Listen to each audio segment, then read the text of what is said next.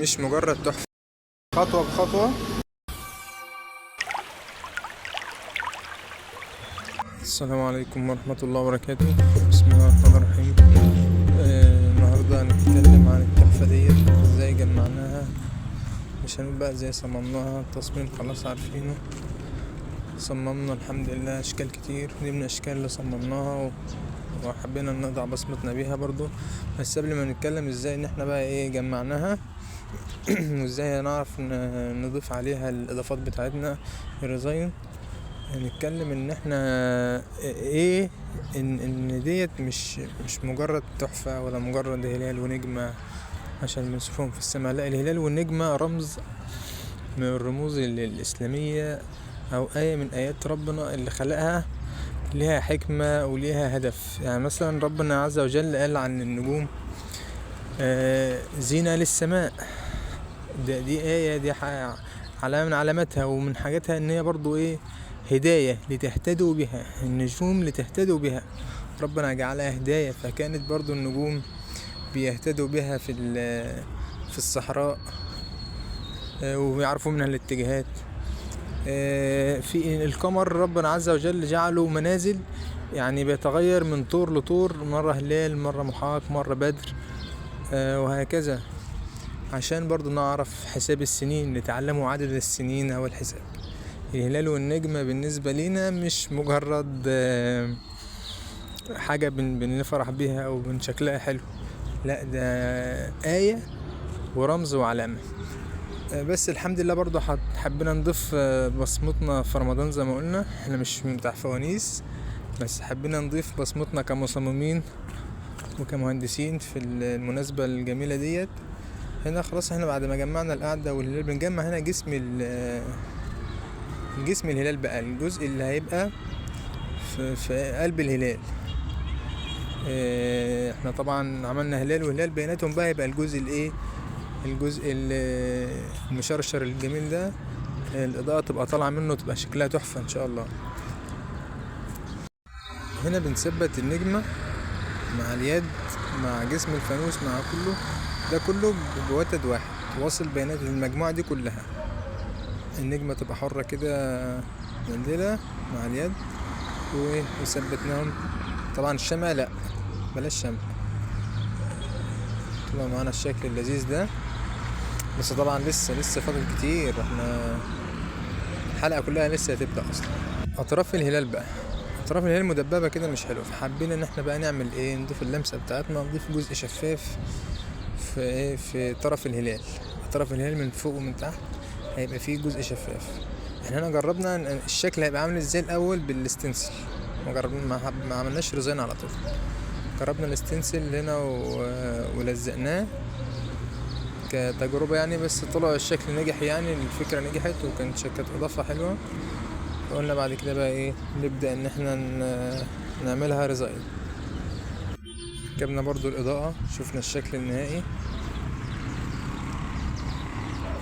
الصراحة كانت من الحاجات الحلوة اللي عملتها يلمس عقلك. الإضاءة بقى طالعة كيف من بين الفتحات اللي هو بتاع جسم الفانوس، جميلة. هنكمل بقى نخش بقى على الجزء اللمسة بتاعتنا بقى اللي ضفناها، اللي هو جزء الريزاين. احنا طبعا عملنا النجمة ريزاين، عملنا برضو قلنا نحط بدل النجمة قلب للناس اللي تحب الأشكال الأطفال يعني، كان طلب حد يعني كان محتاجة هدية وكده، فحبينا نعمل قلب بدل النجمة. طبعا لا غنى عنها، بس اضافة برضو جربناها، ده عملناها ريزاين وعملنا منها شكل تاني بالقالب ده قالب خشب مبدئي. المفروض بعد كده لو هنكرر هنعمل قالب سيليكون عشان يعيش معانا زي ما اتعلمنا في الحلقات اللي فاتت.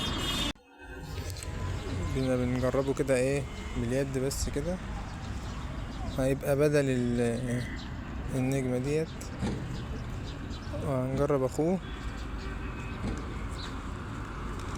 هنا بقى شوف لما دمجنا الدمج هو الدمج فعلا. انا كل اللي شفته قلنا بيعمل ريزاين او بيعمل خشب. احنا هنا الحمد لله بدأنا نطوع الخامات وندخل ده في ده. الاطراف بقى ايوه الحته دي عملنا جزء ريزاين. عملنا ازاي بقى الجزء ده؟ برضو خد مننا وقت، عملنا له قالب خشب، كنا بنقيس هنا القالب الخشب نشوف هو قد ايه. على قد الفراغ بتاعنا ولا لا.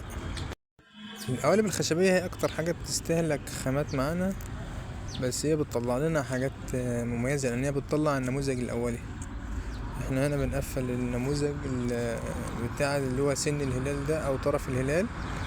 قفلنا القطعة الاولى والقطعة التانية وقسناها. هنا بتبقى اخر قطعة بقى بنحب نعرضها، بنركبهم في بعض. المفروض ان احنا كده قفلنا. طب هو يبقى خشب كده؟ لا، ده القالب. ده القالب الخشب اللي هنبدأ ان احنا نصب فيه الريزاين بعد كده. ده برضو القالب بتاع القالب الخشب. القلب ظبطناه هنا وظبطنا المقاسات، ونصب بقى الريزاين بتاعنا. طبعا ده كله عرض سريع، بيعرض على طول ايه، خلاص الحاجات بقت مفهومة. بنركب القوالب، بنصب الريزاين. هنا بنطلع بعد ما الريزاين نشف خلاص، او البوليستر الشفاف، بنطلع القوالب الخشبية. طبعا في بقى القالب الاولاني او القطعة الاولانية بيبقى فيها مشاكل. يعني مثلا ده هنا خلاص عادي سهل، بس كان في صعوبة في تطليع الخشب، ما كانش معزول برضو كويس، بس الحمد لله انا ما حصلش مشاكل في القطعة. المشاكل بقى ان بتبقى قطعة عايزة بقى تتصنفر. بنصنفرها بقى ونبدأ. المفروض ان احنا جربنا هنا بقى القطعتين اللزاز بتاعونا بدل الاستنسل. ركبنا الجزء اللي تحت طبعا، وهنشيل الاستنسل اللي راكب ده ونركب القطعة اللي فوق. الله اعظم والعزة لله. طب نوقف عشان الاذان. الاذان مع بعض. الله اكبر الله اكبر الله اكبر الله اكبر. اشهد ان لا اله الا الله، اشهد ان لا اله الا الله. دعاء جميل برضو لما تسمع الشهادة: وأنا أشهد أن لا إله إلا الله وحده لا شريك له، وأشهد أن محمدا عبده ورسوله. رضيت بالله ربا وبالإسلام دينا وبمحمد صلى الله عليه وسلم نبيا ورسولا. كملوا مع بعض بقى، وأنا أشوف حالي وأنتوا تشوفوا حالكم، ونقوم عشان نصلي. أهم حاجة نصلي. الصلاة أول ما يسأل عنها العبد يوم القيامة.